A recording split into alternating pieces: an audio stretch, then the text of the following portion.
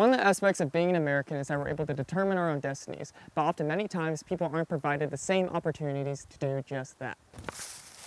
Ideally, we have the freedom to forge our own path regardless of our race, religion, sexual orientation, or living situation. But unfortunately, the opportunities to do so aren't always provided. For the majority of American history, minorities have struggled because they were not given the same opportunities to forge their own path that others were. And in many cases, the opportunity to pursue a better community was denied or unreasonably stripped from said minorities. We believe one of the greatest characteristics of being American is that we are striving to provide equal opportunity for all citizens so that they can have a direct influence on their future.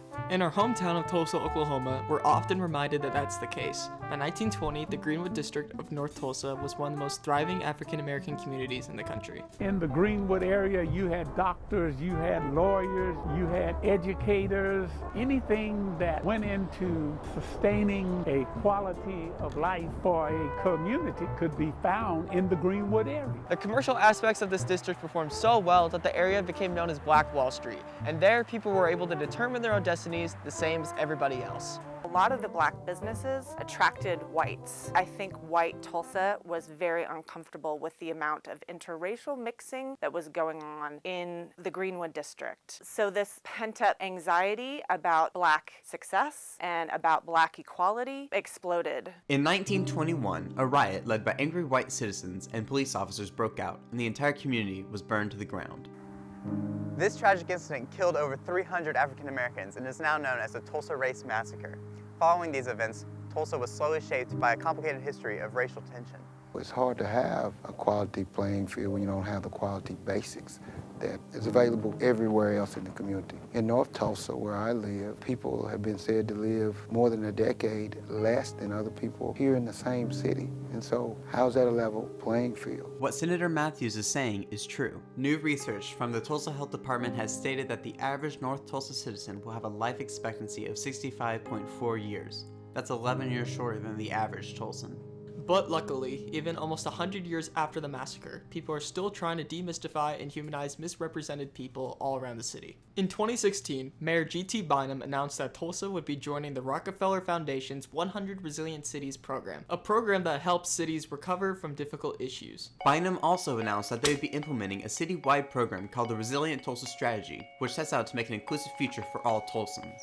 We decided to sit down and discuss the strategy with G.T. Bynum. We believe it is the first comprehensive plan in the city's history to address issues of racial disparity in Tulsa. It's 40+ different strategies that we're going to implement over the next 5 years. The goal of that is then to really be the answer to those things that we recognize we're coming up short as the kind of community that we want to be.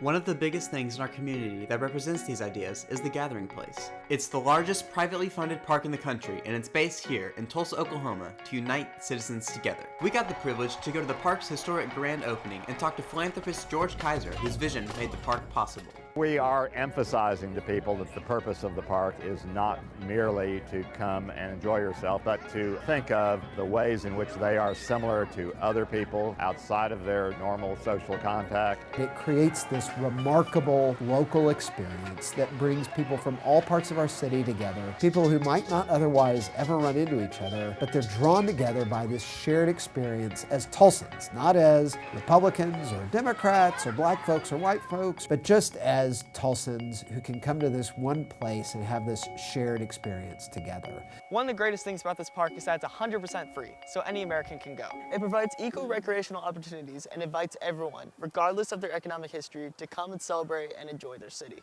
This is a great example of the city providing equal opportunity in recreation. So what are some other ways that the strategy is working to provide equal opportunity within the community? Well, currently one of the ways the strategy is helping the city is by providing funds to pre-existing programs that are designed to provide equal chances for all citizens. Probably the biggest thing the strategy is working on is to get rid of the 11-year life expectancy gap. This includes developing grocery stores, implementing healthy food environments, and investing time in children's mental health. With these goals in mind, the city plans to decrease the life expectancy gap by the year 2024. All of these plans and programs are evidence that American citizens are striving to provide equal opportunity.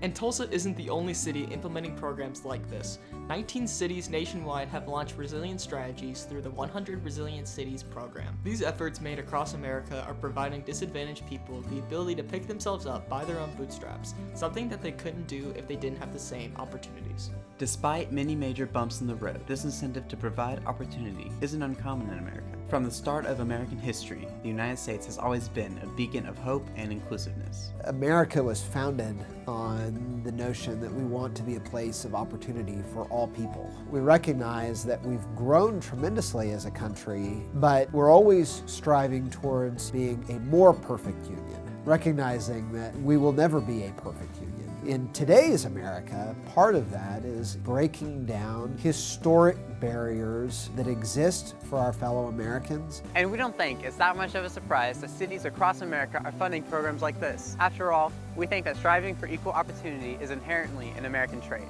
And because of these examples, we believe that American citizens are willing to find new ways to redefine community in the 21st century and continue to take the right steps towards becoming a more perfect union.